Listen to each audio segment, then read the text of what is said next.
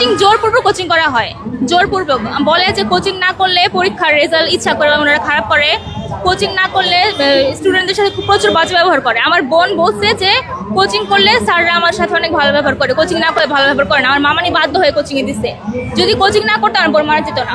কোচিংয়ের টাইমে দুর্ঘটনা ঘটছে। চাচ্ছি এই ধরনের ঘটনা পরবর্তী যেন আর না ঘটে।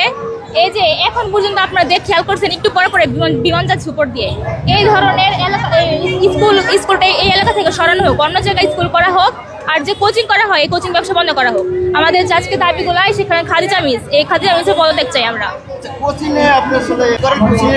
কোচিং এর কারণে দুর্ঘটনা করছে, আর স্টুডেন্টদেরকে প্রেশার দেওয়া হয়, জোরপূর্বক কোচিং করা হয়। কোচিং করবো না করবো এটা আমাদের ইচ্ছা, তারা কেন জোর করবে?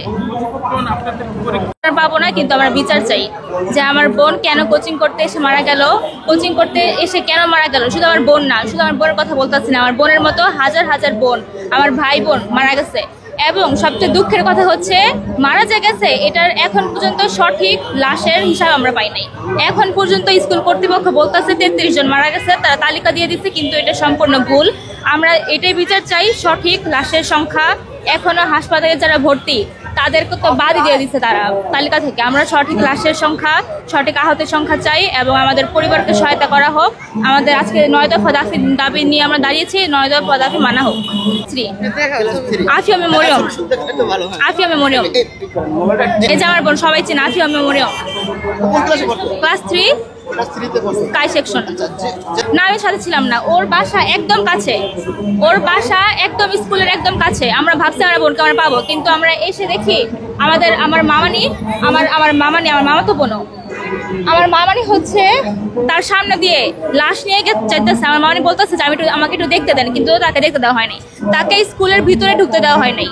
তার গায়ে হাত তোলার চেষ্টা করা হয়েছে, কিন্তু তারা যদি সেদিন আমার বোনকে দেখতে পারতো তাহলে তাদেরকে 4 দিন পরে লাশ নিতে পারতো না। তাদেরকে 4 দিন হয়রানি করা হয়েছে লাশ নেওয়ার জন্য। আমি ছিলাম না স্কুলে। হ্যাঁ আমার বোন।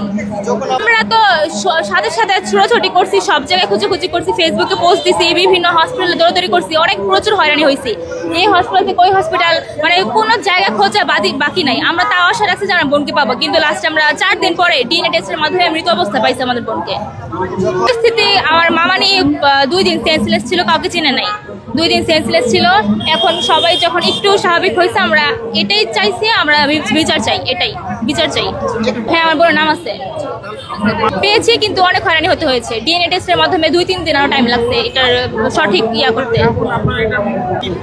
তারা প্রেশার করতেছে আমরা যেন চুপচাপ থাকি, আমরা যেন স্কুলের বিরুদ্ধে কোনো কথা না বলি, স্কুল যেন শান্তিপূর্ণভাবে চলে। কিন্তু তাদের তো উচিত আমাদের সহায়তা করা, তারা কেন এই ধরনের কথা বলতে